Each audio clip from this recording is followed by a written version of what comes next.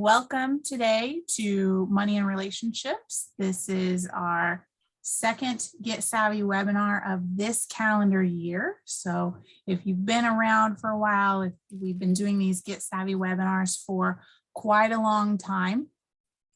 This will be, I think, our seventh year. It's been a while, but we're going to be talking about money in our relationships today. And that could mean romantic relationships. We're also going to talk a little bit about familial relationships. We'll be talking a little bit about even roommate relationships and friendships, and because we have different financial responsibilities that we share with other people in different ways. And it's not just about romantic relationships, but we'll be focusing a little bit more on romantic relationships since it's a little bit more intimate. All right, so my name is Andrea Pellegrini. I run the University of Illinois System Student Money Management Center for Urbana, Chicago, and Springfield. I primarily focus education on students. However, sometimes I also reach out to employees and parents of students. So I'd also like to introduce my colleague, Kamaya. Kamaya, if you want to introduce yourself. Happily. Hello, everyone, and welcome. My name is Kamaya Walls-Bichard. I am a consumer economics educator with University of Illinois, and I'm currently in the Bloomington Normal area. It's a lovely winter day. Thank you, Kamaya. And we also have our colleague, Kathy Sweedler, on. She's in the chat. Kathy, did you want to pop on and say hi? I'll just say hi quickly. So glad to have you all on. I will be in the chat along with several other colleagues that make this great webinar series happen. So thanks for coming on. Thank you so much, Kathy. And Kathy helped a lot with the content for today, which is why we want to give her a specific shout out. All right, so collectively, the Get Savvy webinar team represents organizations across the state of Illinois, which rest on the ancestral lands of multiple Native nations, including the Peoria, Kaskaskia, Piankashaw, Wea, Miami, Muscooten, Ottawa, Sauk, Meskwaki, Kickapoo, Potawatomi, Ojibwe, and Chickasha nations. And we just want to acknowledge that we have a responsibility to these Native nations and to work with them as we move forward as a vibrant and inclusive society. So since we're in Illinois, we kind of want to know where you're logging in from. It may not be in Illinois. Oh, we have someone from Iowa, someone from Illinois. If you are in Illinois, what county are you logging in from? Livingston County, Nebraska, Cook County, Champaign, McLean, Kankakee, several Champaign, Virginia, DuPage County. All right, keep them coming. We want to know where everybody's logging in from, and we like to see what's going on in that chat. All right, so in the interest of time, I'm going to move on to our learning objectives. Today, we want to talk about what money scripts are and kind of talk about financial socialization, how we learn about money and how we develop different beliefs about money and how that impacts our habits and behaviors and our values. We also want to talk about how the financial socialization component of how we learn about money impacts how we manage money, what our habits are. And we're going to explore a few methods of healthy communication about financial habits and what that means to your different types of relationships. We're also going to explain some different ways to protect yourself from financial exploitation, because we do get in relationships where part of the intimacy is sharing sometimes financial information or things that could put you at risk of financial exploitation. So we want to talk about ways to protect yourself. And then we're also going to, of course, talk about how to set and accomplish shared goals, because goal setting is a really important part of just financial planning and being responsible and, again, accomplishing your goals and feeling worthwhile. And I'm going to hand it over to Kamaya to talk a little bit about our next topic. Thank you, Andrea. So we'd like to hear from you a little. Tell us a little, we're going to be launching this poll. Tell us if you're seeing anyone right now. And we have some options for you to choose. And it is anonymous, so please feel free to share that on here with us. I'm seeing it go in. And this just kind of help us gauge who is in our attendance list and just to learn a little bit more about you.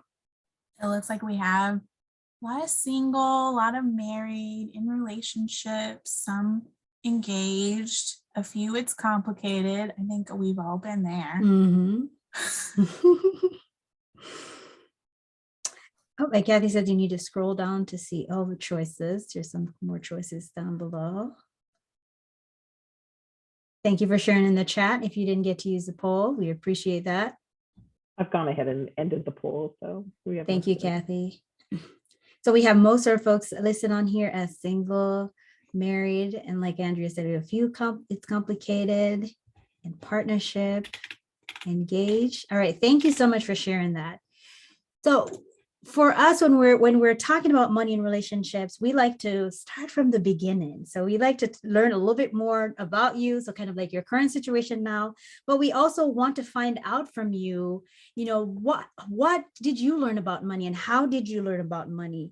What were some of the influences in your lives as you were growing up and even to where you are right now, like who currently influenced like your money practices, your money beliefs, and your money habits? So we have like another poll that we want to launch for you. So looking at this list, it is not a complete list. And I know some of you have, there's crossovers between these. You might learn from peers as well as family, schools, but I want you to select your primary place or primary area where you learned about money. And I wanted to share this because thinking about like our financial socialization, and we'll talk a little bit more about that. It always brings me back to sort of my educational origins, which is human development and family studies. And in family studies, we have like an ecological systems theory that focuses on you as the individual and what are the different areas of your life that influence you. So that could be like your microsystem, which is your family, and your friends might fall in that. And it could go on towards like your macrosystem, where of course those are like your social and cultural values. So lots of different things that influence our money beliefs and our money practices. So from the poll, what I'm seeing right now, a lot of people saying family, which is not surprising, of course, right? Because family falls right in kind of like our microsystems or our immediate environment. Then I see school as well. As financial educators, a lot of us really wish that there was more focus on money management and personal finance in school, but at least there is some efforts going towards there. So I see school, I see friends, some folks listen like media and social media as well. So thank you for sharing that. Now, I mentioned financial socialization, and some of you might be familiar with the term socialization. It's how we kind of learned about different things in our lives, how we develop like values or norms and standards of living, and how we make decisions about ourselves. Now, when it comes to financial socialization, I have like some really great researchers that I love to read their work on. And one of them is from like Gunderson and Daines that focus on how financial socialization is similar to just how we learn about everything else in our lives, right? So the financial socialization focus that explains that our families, and I saw that as a result on the results, that our families do play a very significant role in how we think about money. So those messages that we get directly and indirectly from like our families, from our friends about money, those things can absolutely influence the way we think about money and the way we handle money as well too. So now we want you to share some more in the chat. If you can't tell, we love your participation and we love when you share. So tell us a little bit about, what are some of the phrases, experiences, or items that have helped shaped kind of like your money story. So, what phrases did you grow up hearing maybe from parents, grandparents, other people about like about money? So what did you think? Okay, I see one that says live below your means. Thanks for sharing that. There's no free lunch. I've never heard that one. I like that. You don't have to, you don't work, you don't eat. Have an emergency fund, save your money. Don't spend everything you get. Build a nest egg. Yes, and I hear always you're the one about, money doesn't grow on trees. I had to work hard for this. Lots of different phrases. Yes, I see money doesn't grow on tree coming up in there. use your money to travel. So some of them, from childhood, and some of them have evolved over time, new things that we've heard about, like, how, what are the things that influence how the way we handle money. So thank you for sharing that. I love all the participation in the chat. Now, when we think about like our money socialization processes, we also want to go beyond that, go beyond kind of like our early experiences with money, the stories that we hear, all the different pieces, and try to like identify like what our values are. And I'm sure all of you on this call already have know the things that matters to you, know your values. But when it comes to trying to understand like how our values are tied to our money beliefs, it is very important that we kind of explore that a little bit. And so we have one example here we want to share with you. And this is a quiz that can help you assess and identify your values when it comes to money. So this is the life values quiz that we have, the resource for you that we're going to be sharing in the chat on the Smart About Money website. And so just to know that there are different values or focus areas that we all cherish, but everyone falls somewhere on the spectrum of all of these different life values. And your values might shift over time, depending on your situation. So we have 4 main ones that you might get out of this quiz. If you have at some point have like 10 to 15 minutes to complete, it's a 20 question part quiz. And then you get to evaluate at the bottom, but just to learn a little bit more about yourself, I tell you, you will find a lot of great pleasure from it. I enjoy doing the quiz. So if you at some point you get a chance to do that, please do.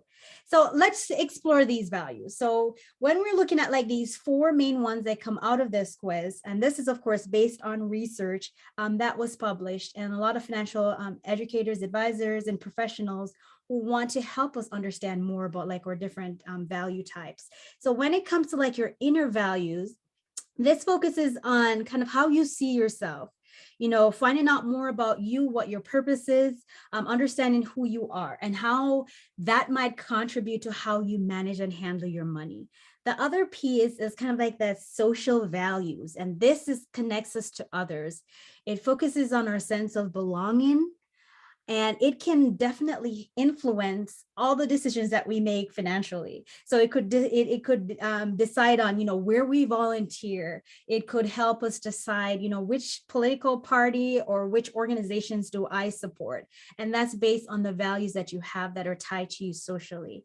Then, of course, we have like the physical values. And this is kind of tied to like the tangible part of our environment. So, what are the things that we hold dear?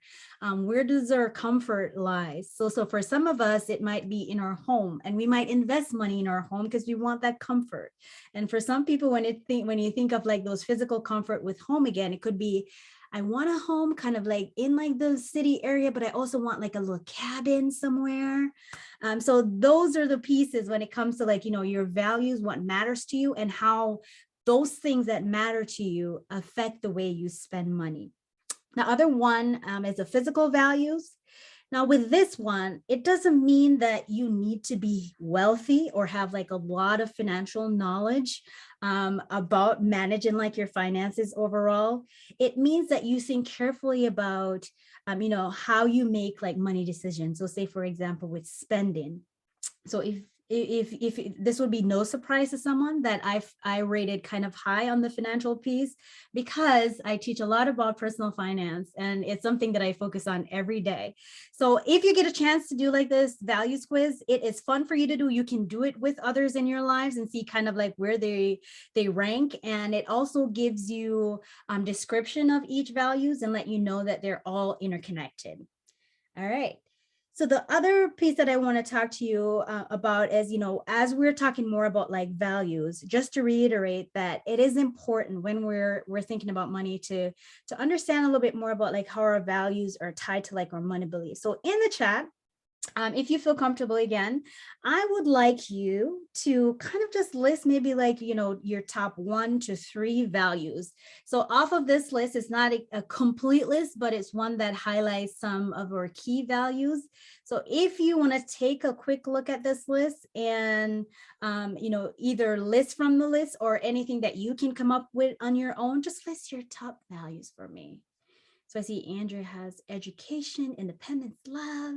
I see education, health, independence, I see family independence. I think independence and education. I see a theme going here.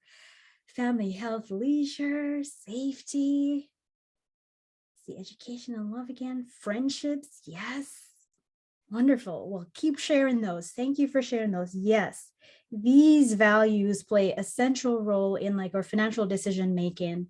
And as Andrea and I kind of deep dive a little bit more into this topic, we're going to tie together how these values continue to affect us as we make like different financial decisions about our lives and about our future. All right, I'm going to quick hand it back to Andrea, and she's going to talk a little bit more about money scripts. Thank you so much, Kamaya. So we talked, like Kamaya's talked about the life values quiz and just values in general and kind of how that might impact how we view money and how we interact with money. We're going to talk about money scripts now, which is kind of a combination of all these components, but very focused on finances and values related to finances. So Klontz is a researcher. There's a couple Klontzes that are researchers that focus on understanding what they call money scripts, which are typically unconscious transgenerational beliefs about money that are typically developed in childhood, and they drive our financial behaviors even into adulthood. So the key components here is they're typically unconscious. They're passed down sometimes from generation to generation, and they drive our financial behaviors. So they've categorized 4 different types of money scripts.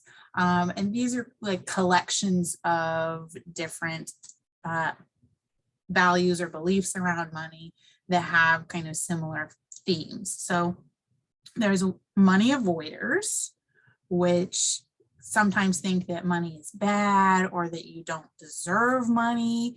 You might be worried about abusing credit cards or overdrafting your checking account if you lean towards money avoider.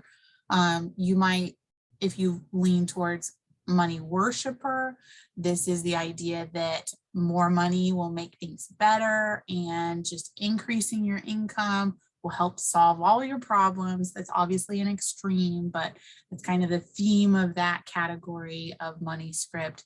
There's also money status, which kind of is self-explanatory. It is a type of money script that believes that money is status, and your status, either in your social circle or professional circle, is related to how much money you have.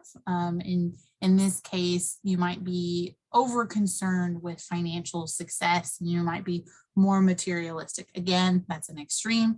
And then there's money vigilance, and this is where money is a deep source of shame and secrecy for people that hold a lot of values in this category. There's a Klontz money scripts inventory that you can actually do online. There's also a like printout paper version that you can do and score yourself if you don't want to do the online version. But it can give you a better idea of maybe where these unconscious beliefs are and bring some conscientiousness to them and help you maybe curb behaviors that you don't feel are healthy, right? And not all of these are going to lead to unhealthy behaviors, but recognizing where they do and where you can attribute them can help you more easily change the behaviors into something that's more positive. And you can read more about this research thanks to Brooke, who put the citation in our chat for us. So you can also watch some of our previous webinar recordings like budget hacks, or we have some podcasts that we've done that correlate to money scripts and talk about it more generally. So you can learn more about money scripts from there. Generally, we kind of want to know about ourselves first. That's what we're getting at, right? We talked about the life values quiz. We talked about the money scripts inventory. There are other tools that you can use to get a better idea of what terminology to use when assessing your own beliefs about money, your habits about money, your values generally. And that makes it easier to communicate when you have language with others that you're going to be financial decisions with. But the first goal is to understand yourself, like ask, how are your money scripts and financial behaviors related? Or maybe they're not related at all. Or maybe you have money scripts that make you not do certain behaviors that could be costing you money over time. So thinking about it from that perspective. You might also think about, how do you make decisions about money? What is your thought process? Is there a thought process? Should there be a thought process when it comes to spending money? How do you learn about money now, and how you learned about money in the past? And maybe looking for better sources, right, of unbiased information around money, especially when we rely on our families or our friends. They all have biases because they have their own experiences and perspectives, which can be good, but when you don't understand what those biases are, it can lead to some unhealthy behaviors. So you might also think about what financial scripts or money habits impact your behaviors more long-term as well. And understanding yourself, again, helps you better understand how to talk about it with others. We have establishing a vision for your life podcast that we just did with IDFPR. So you can check that out in the chat as well. All right. So once you recognize kind of where you are with money, and you start talking to your maybe significant other or your parents or your siblings or your roommates, you want to recognize that there are differences between you and those other people, right? Regarding both your values and your money scripts. And these differences can contribute to conflict sometimes, especially if they're not communicated at all or they're hard to understand.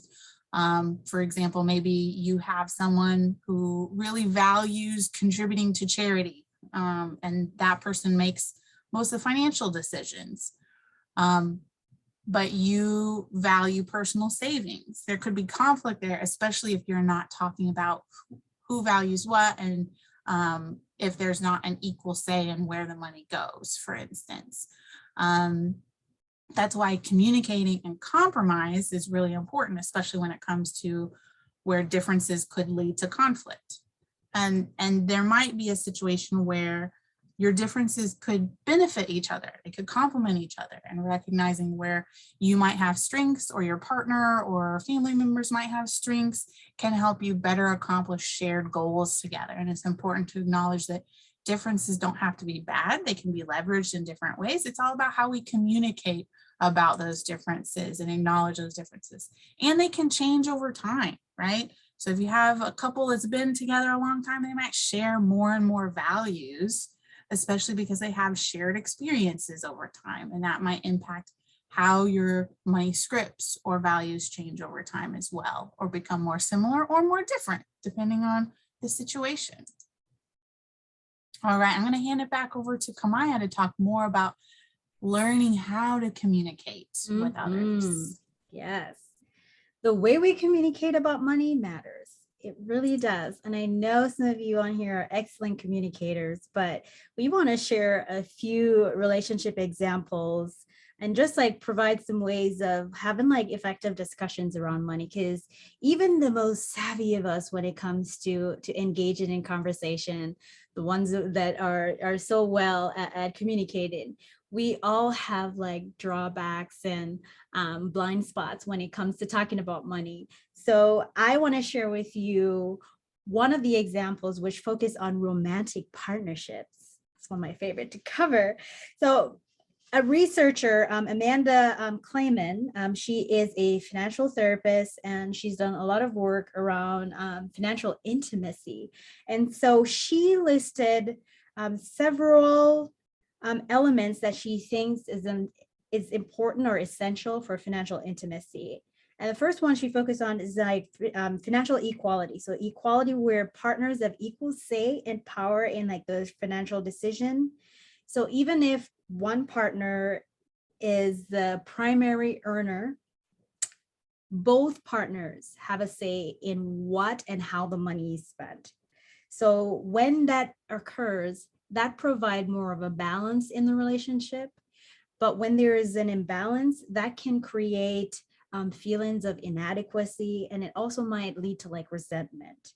The other point Amanda talks about is, inclusivity, and this is similar to equality, but it looks at the fact that no one person should be in sole control of all the finances. Having like that equal say again, and having both partners in that relationship, having input in what decisions they're making about how and when to use the money, that becomes important. The other piece is transparency, and this just focus on like openness and acceptance and our willingness to share information with each other. So this is one that happens over time. Like, financial transparency doesn't just happen overnight. It's something that people build on, and depending on like the stage in the relationship, full transparency might not be the best way to go for some people right in the beginning, but as that relationship evolves over time, then they can build that level of transparency together. And when we talk about transparency, it doesn't mean that it's taking everything away from you in terms of like what you consider private. It's just more of like your openness and that willingness to decide with your partner, how are we going to organize our finances, who is going to do what and when. The sustainability piece focus on, having a plan that both of you can stick to. So for example, if it's paying down debt or it's savings, do we want to do paying down debt for the first 6 months out of the year and then focus on savings, or do both at the same time? It just depends on the relationship and what discussions you have around this piece of information. For some people, it's we got to do both at the same time, but does that logic work for every single relationship? It's for the partners to decide on that piece. The last part is about flexibility. So, changes to your financial situation, this may cause you to just rearrange like your financial plan that you have. So you have to make like adjustments. So say, for example, one person lost their job, trying to figure out like insurance, trying to figure out transportation, those different pieces. So just giving yourself time and being flexible to know that you can adjust and make decisions that are going to benefit both of you. So that's one example. Another example that we want to talk about is parent-child relationships. And this could be with young children or as your children get older, but we think it's important to have those developmentally appropriate conversations with children, starting out early to help them understand, the value of developing like a good relationship with like money, and, understanding coins. And in Illinois Extension, we do a lot of work with youth. We have like our 4-H youth and other community youth that we work with on different money topics. And sometimes you can use storytelling techniques. The Consumer Financial Protection Bureau has a series of books and parent guides that they use to help teach young children about money. So you can definitely access those resources that was shared in the chat. You can also get them started with like understanding their coins, getting like a piggy bank and putting money in that piggy bank. And an important piece is modeling like those positive money behaviors, helping them understand ahead of time before they start making certain decisions. And Kathy can tell you this because her and I have had several conversations about, when you're young, when children are young, when young adults are making decisions, that's the time to make mistakes, learn from those mistakes, and move on from those mistakes. So, being able to make choices. And so as maybe like a parent or somebody who has relationships with younger children, where you are leading or guiding those children, making sure that you are modeling those positive behaviors, and also include them in discussions. They have lots of opinions. They have lots of things to say. They can help with like, suggesting activities and different things that you can do as a family together. The other example, that I want to share, focus on, roommates, caregivers, and other relationships. So we know that you might be in different relationship situations throughout your lives. Many of us have had roommates, many of us have been in caregiver situations, but when it comes to like these different situations, just setting clear and consistent expectations, that can help with all the decision making that you will be making And that can help with by starting to create like similar financial goals that you want to work with. Planning for the unexpected, just making sure that you are preparing for what could possibly happen. And you might have had like prior arrangements and situation have changed. So you might have to go in and make some adjustments, but just making sure that, as you're working on these relationships, just knowing that money can be a hard topic to talk about in any relationship, but just knowing that once you give yourself that time and you agree on what your shared responsibilities are, that can help you a lot. So those are 3 of the examples that we wanted to share. I'm sure you all can come up with a lot more and maybe even different strategies that you have used.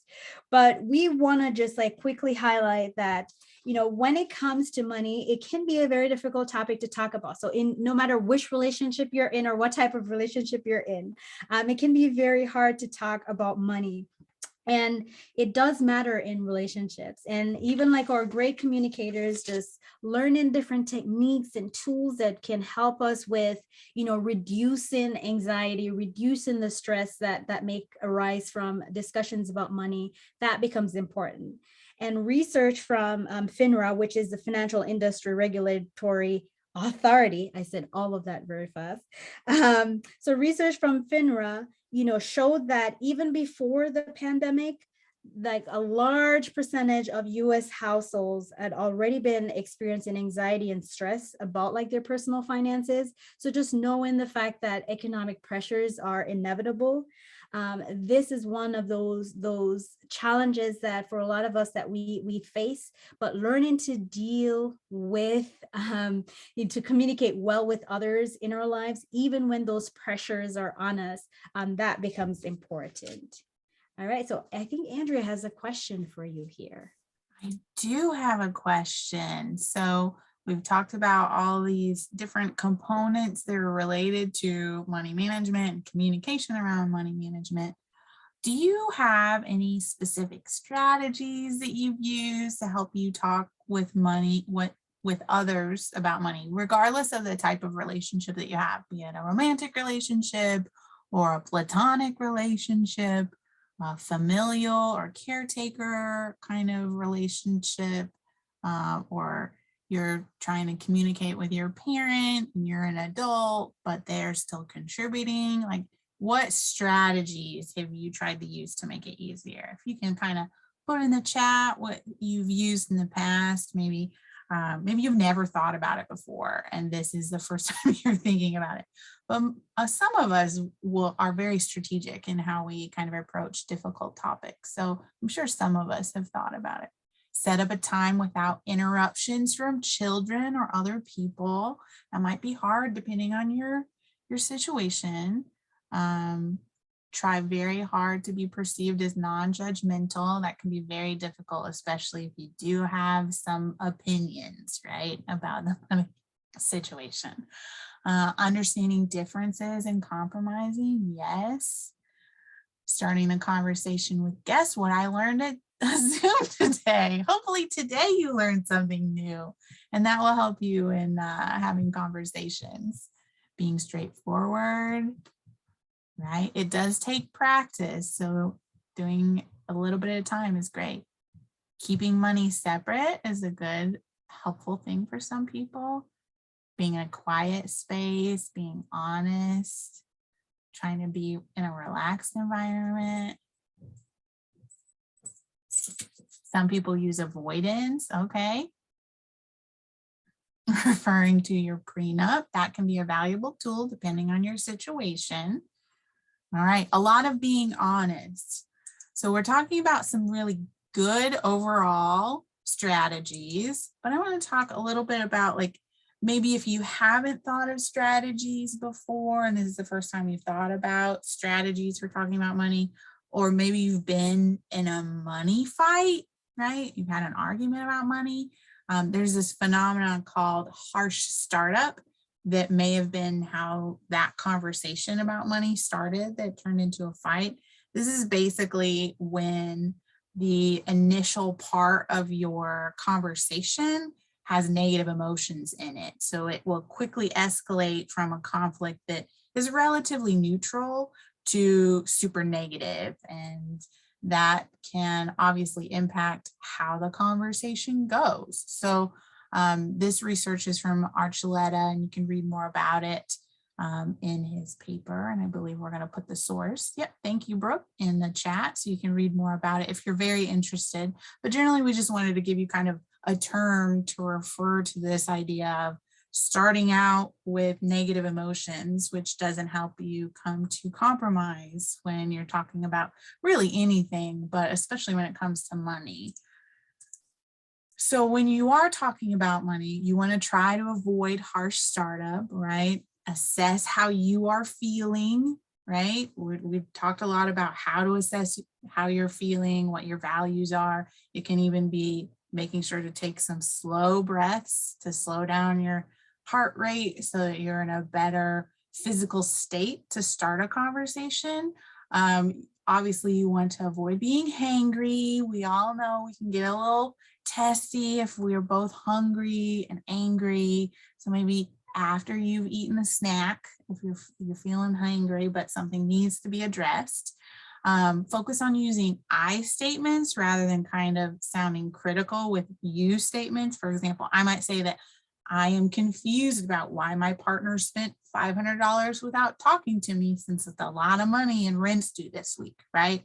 You want to try to stay focused on the topic. So bringing up what your mom did the last time she came over is probably not relevant to a conversation about retirement planning. So stay on task as much as you can. I know it's sometimes hard depending on your relationship and personalities.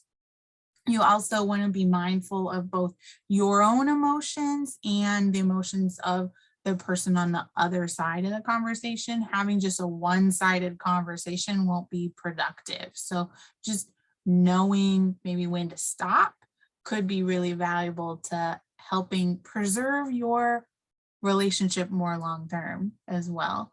And you might consider going on a walk together to discuss your finances, or maybe having a budgeting date over dinner if that's something you enjoy doing together, maybe every week or month, just whatever works best for you. And obviously, starting with shared goals as a conversation starter can be really helpful in gearing any hiccups that you want to address and reaching those goals back to what's most important, which is your shared goals. And remember, if you don't talk about what your goals are, then you can't find out which ones are shared and which ones are separate. So that's why talking about them is so important. All right, so when you're thinking about goals, right, part of it is considering the timing of what your goals are. So you might consider what you individually anticipate in the next couple of years, or 6 months or 4 years, depending on where you are in life and how quickly transition is happening in your life. We have a lot of students on that are having to make decisions and plans in like month increments because things move quickly when you're still in school. Or if you're coming up on graduation, it could look way different. Whereas if you are in a different part of your life, you might consider looking out 4 years or 5 years, but thinking about what that means to your own goals, and then talking with your significant other, if you're, for instance, in a relationship, about what their goals are in the future can help you support each other, right? So for instance, like say you are dating, maybe the conversation is who pays for what, right? Are you always going to do 50-50? Someone said they always do Dutch. Do you decide whoever plans the date pays? Do you start talking about longer term goals early in the dating relationship, or do you wait and respecting whatever everybody wants? That compromise is really important. If you're cohabitating, do you talk about whether or not marriage is important to you in the future, and whether or not you even want to save for kind of the traditional rings or wedding ceremony? And some people even buy houses together that don't plan on getting married ever, and that's fine. You just need to communicate on what those goals are, the specifics of what those goals are, and what that means to accomplishing them together, and kind of assessing where you are financially and respecting where the other person is financially, especially in kind of those habitating situations. And if you're married, are you interested in starting a family? Do you think about when, how big of a family? Do you talk about retirement planning? Do you start a college fund for a child? There's just so many things to consider when it comes to future goals. So just pace yourself though. We talked about starting small, right? Don't worry about doing everything at once, right? Especially if it's like your first date. You don't want to lay everything out. Just pick one thing to focus on at a time. And then you can have more frequent conversations, and that will help you when things change, right? You might change your mind on what you want, and that's okay too. All right, so debt is one of those difficult things sometimes to discuss, but it's important, especially if you have joint financial responsibilities that might impact your credit history. You might ask, how do you decide whether to disclose that credit history to a partner or someone you are serious about? And when do you do that? So you don't necessarily want to do it starting off the bat, but it can help you kind of make a plan together, especially if you have shared goals. Assessing kind of collective debt and understanding what each person is bringing to the table can be really helpful.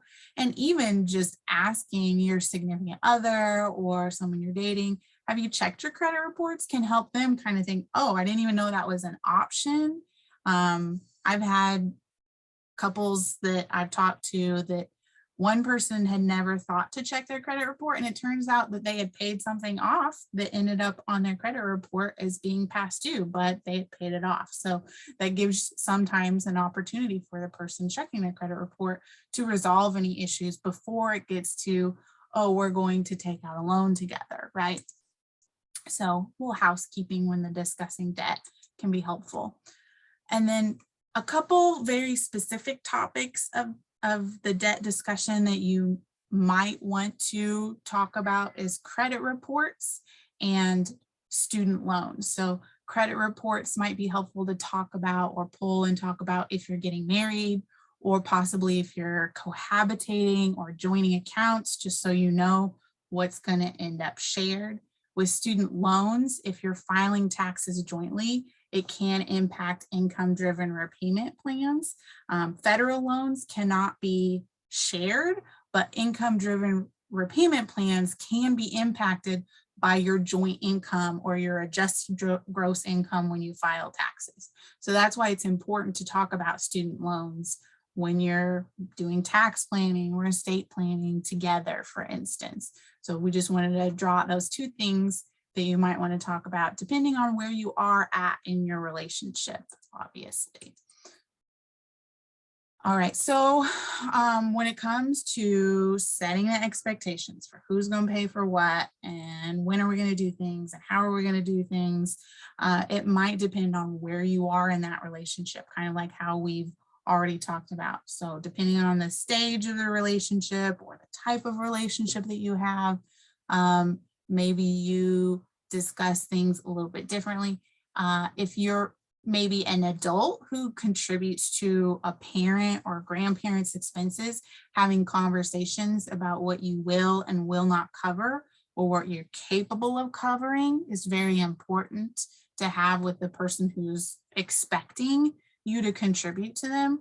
You just have to set and negotiate those expectations throughout your life, not just when you're dating or cohabitating or engaged or married. Sometimes you have to do it with your parents or your sibling. You might be helping your sibling through a rough time, or a niece or a nephew, and being upfront with what you can and cannot do, what you will or will not do, can help them better understand, and it avoids confusion, especially if you don't have a consistent income and you only send what you can at a specific time. Communicating regularly can help you with setting those expectations, and make sure that you are clear and consistent with setting those expectations. But you need to be flexible as the relationship grows and changes to changing what those expectations are on both sides so that you can have, like Kamaya said, flexibility in your financial relationships, especially the romantic ones. All right, so some common questions that might come up when you are starting your financial journey with someone else, especially romantically. We've obviously highlighted a few common questions already, but here are some ones that have popped up before for us as educators. Should we have separate or joint accounts? Should we contribute equal amounts or percentages towards household expenses? Should our budgets include money that doesn't need to be reported to others? Should we have separate like fund money accounts, for instance, that we don't have to talk about with the other person? How should we deal with supporting financially other people or family members, or even receiving support from other family members or others? So for instance, some people that might value status might not be so welcoming of receiving like a monthly stipend from a parent or an in-law, right? Whereas someone might be used to that. Having conversations about that can be really helpful. And there's no correct answer for each one of these. Everyone's relationship is going to be different, and the answers to these questions could change over time. What works well for you right now, having everything separate, may not work if someone loses their job, or you decide to start a family and someone decides to stay home with the child. So it's important to ask these questions maybe on a regular basis and have it be a theme of your ongoing financial journey with someone else. So we've talked a little bit about financial transparency throughout this webinar so far. Essentially, it is the open and honest disclosure of one's finances, according to Kuchel and some other resources. So greater financial transparency is more likely to be associated with positive communication and marital status or satisfaction. Less financial transparency is more closely correlated to low marital satisfaction and more negative communication. This is kind of a continuum, and there are other components to financial transparency than what we'll talk about today. But these patterns of interaction about money may also evolve over time. Like you typically in the beginning of your relationship are not going to be sharing a lot around your finances because you need to earn trust, or the other person needs to gain your trust in order to feel comfortable with complete open and honest disclosures. And it may not be safe for everyone to be completely open and honest. And there are some limitations to this particular study. It was only done on heterosexual couples that were in the first 5 years of marriage. So that's why looking long-term, it could change over time. The level of financial transparency could change over time. But it is something to be mindful of, that the more financial transparency that you have in a relationship, it's more often linked to positive communication and marital satisfaction. But again, not every situation is going to require you to be financially transparent, and you need to be comfortable with saying you're not going to share something when you don't quite trust the person yet. It's just, we wanted to bring this up because it is important for understanding how financial journeys might work over time. All right, I'm going to hand it back over to Kamaya to talk about protecting yourself. Very true. Thank you, Andrea. Now I'm watching the time, and I have a few things to cover with, ways to protect yourself. So bear with us as we go through some of these.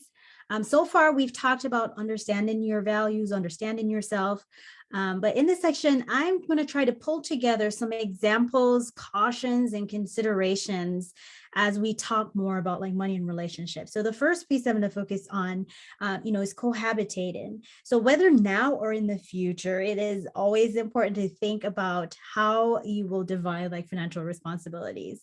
So in the event that something happens where you are unable to manage something or you're incapacitated in some way, and you need somebody to make those decisions for you, that becomes important. And what do you need to do ahead of time to prepare for that? So while in these types of situation where you do have like set goals and you know what your responsibilities are, but there are so many different aspects to our financial lives and things that we do need to take care of, which of course some of the ones that we do list on here. Some are easier to follow through with, like in the initial stage with like, who is going to be doing this or paying this bill, the mortgage or the rent, utilities. But then there are others that become a little bit more in-depth when it comes to like estate planning and planning for like your retirement future.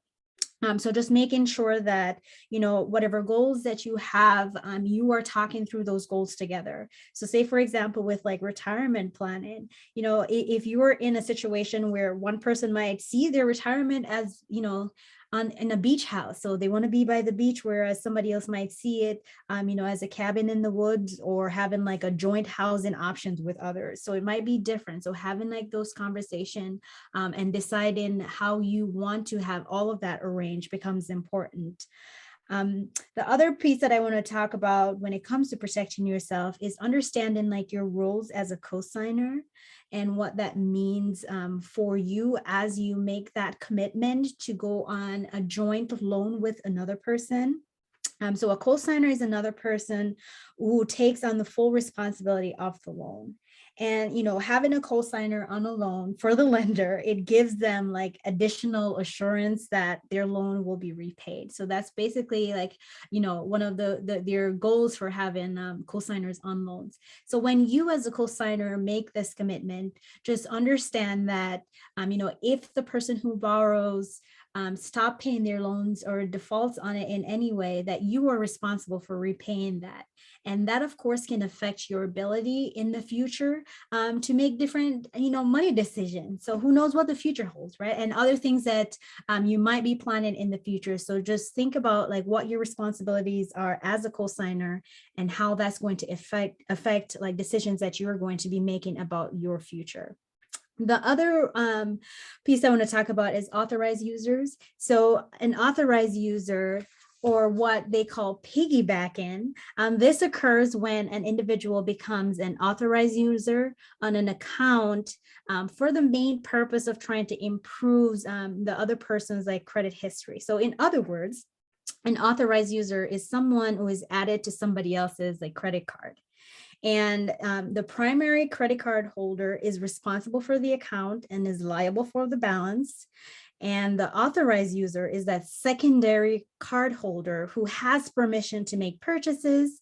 But you as that primary card holder, the main responsibility goes to you. So having like any kind of arrangement with like an authorized user, like on your credit card, is making sure that it's somebody who you do trust, somebody who will make good decisions with you. And it takes time for you to become comfortable with even like adding somebody. I know for a lot of people it does. So giving yourself like that time and that space to understand a little bit more about like what your role is going to be, and deciding whether or not you would like to add an authorized user.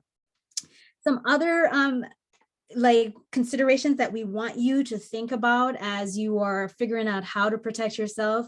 If you haven't started with like building like your own credit history, that becomes important. And I know for a lot of people that credit just, it gives us lots of different feelings. We have lots of different feelings about credit. Some people avoid it. Some people are averse to credit. Lots of different interactions that I've had with people over the years. And I'm sure Andrea and Kathy can give you some examples as well about how people feel about credit. But knowing that in a way to protect yourself and to build your financial future, it is important that you support yourself in this way as you are building credit, to make sure that you have the opportunity to make financial decisions for yourself in the future. Another consideration is making sure that you're investing in your future. It is important to consider like how your decisions now is going to affect like your future outcome. So, your approach to planning for your future, it really isn't the same for everyone and for every relationship.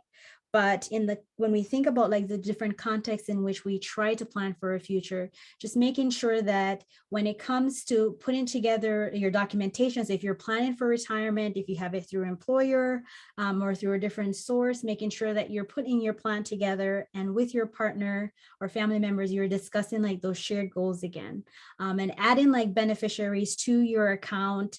Those folks in your life that you love and trust that you want to add as beneficiaries, just to make sure that in case something happens to you, those names or that information is there and available for you. Now, we've had several podcasts and webinars that we did that focus on investing, and we will add those to the chat so you're able to check those out and learn a little bit more about like some of our discussions that we've had. The other consideration, planning for the good times as well as the bad, that's very important. And sometimes it's hard to think about like negative things happening, but it really does happen sometimes. So there are many pieces of our financial lives that, takes time to plan. So as we plan for the good times and the bad, going back to the previous slide, making sure that we are protecting ourselves, we are protecting our loved ones, and making sure that we're making like these commitments that support us in the long term. So again, in cases where you're unable to make certain decisions, you have that written information that's available for others, for your loved one to see what your wishes are and can act accordingly. Another consideration focuses on life transitions and how like these changes might affect us significantly. So different things that might affect us, of course, are change the trajectory of our lives. Having children is a big one, moving, switching jobs. Recent research from the Department of Labor came out that says that from May to September of 2021, so May to September of last year, over 20 million workers quit their jobs, moving on to different things, having, different choices that they're making. So understanding how different things like, having children or switching jobs, how all of these might affect like the goals that you have set and goals that you want to set. So just making sure that when we think about like life transitions, understanding that what we currently had, like our current arrangement, we might have to switch that up to make adjustments for what is going on right now in our lives. I wanted to share an example of romance scam. So this focuses on, what are some ways that we can protect ourselves and what are some of the ways that we can protect our loved ones for some of the things that might happen to us as they relate to scams. So as we continue to explore ways to secure like your financial future, to protect your current asset, future asset, we'll talk a little bit more about romance scam just to highlight the fact that there's lots of emerging data on this particular topic. And this is one of those topics that we'll continue to hear more about. And we, as educators, are I'm going to say fascinated with, some of the challenges that we've seen consumer experience when it comes onto like these types of scam. And this, of course, can occur online or it can occur in person, so meeting other folks. But just to highlight some of the data from the FTC, so the Federal Trade Commission, the reported losses to romance scam has increased for every age group in 2020. So even for folks in their 20s, so for 20 to 29-year-olds, there's been an increase. And we saw that for folks 40 to like 69, they're more likely to report losses. But just to highlight the fact that the number has grown significantly to 340 million in 2020 as the amount of reported losses that people have reported to the FTC. So just to highlight the fact that this has become significant for us. And as we talk about money in relationships, I think we would be remiss if we didn't touch on this because the data is definitely there. We'll talk a little bit more about like some of the red flags. So when we're talking about like romance scam and as they call it, like the long con, just focusing a little bit on some of like, what are the red flags? What are some of the things that you might notice right away? And this has to do with like people requesting money from you over time. And with like these types of relationships, just understanding that it's not something that happens overnight. They call it the long con for a reason. People build those relationships with others. And of course, we're all looking for ways to connect and to meet with people and to have social relationships. Going back to like our values, for some of us, that's building social relationships is very important for us. So others online might use that, or in person might insert themselves in your life in such a ways that they kind of manipulate the situation and might request money from you over time. So just making sure that you're understanding that, with your personal information, you have like that guard up. So you're always questioning things. You're asking other people, to see if you can identify whether or not somebody might be trying to access like your hard-earned money, your asset, and different things like that. All right, so I'm looking at the time. I'm going to quick hand it over to Andrea, and we're going to wrap up here real soon. Thank you, Kamaya. So if you've experienced a romance scam or been a victim of financial abuse or a victim of fraud and you need help, there are lots of places you can go. For fraud, you can go to your local police. You can call the Illinois Attorney General if you're in Illinois. If you're in another state, you might call your state's Attorney General, or they might have an online form that you can report it to. You can also report it to the Federal Trade Commission. That's where all the data came from that Kamaya talked about at reportfraud.ftc.gov. However, we know that if it's a romance scam situation, they didn't just take your wallet or your financial information or your identity. They also probably broke your heart. And if you need help with mending that or learning how to trust again, there are mental health resources through the Substance Abuse and Mental Health Services Administration, SAMHSA. There are also resources through Illinois Department of Human Services if you're in Illinois. If you're at a institution of higher learning or in higher education, there's probably student services focused on mental health that can help you navigate the more challenging mental health aspects of this type of situation. So we just wanted to highlight that because we know it can be very difficult for people.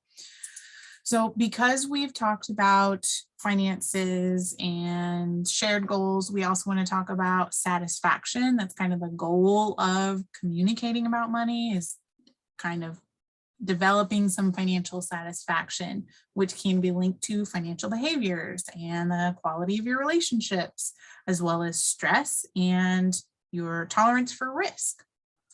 So in order to have positive communication, something that we've talked about a few times, be aware of your emotions, focus on positive communication as much as you can, discuss and create shared goals and values, work to understand cultural values, which may differ between you, and be as transparent as you're comfortable with, and acknowledge each other's financial strengths.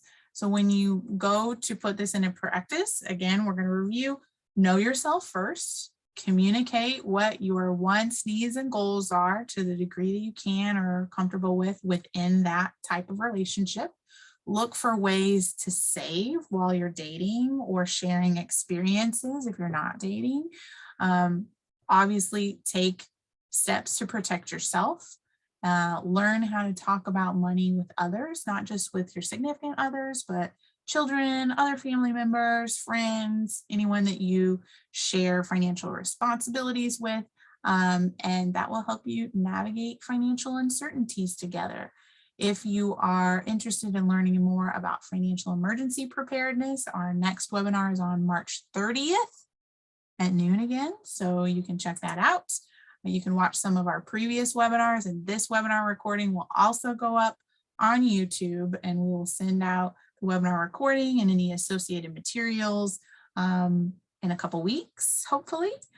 And if you have any questions, we'll stick on for a little bit longer, but I know that people probably are either hungry or need to get somewhere. We apologize that we took up a few extra minutes of your time, but You can also reach out to us later if you need to go. We can try to get some answers to those questions, and then you can stay in contact with us. All right, we'll stick around a little bit longer, but if you need to go ahead and go. We want to thank everyone for joining us today. This is a topic that I know Kamaya and I care a lot about, so we were happy to talk about it today. And there's some nuance to it that not everybody thinks about sometimes. It's not all about sharing all your money secrets. Sometimes it's about keeping some of them to protect yourself and learning how to communicate your boundaries about money. All right, thanks again. Have a great day. Bye, everyone. Thank you.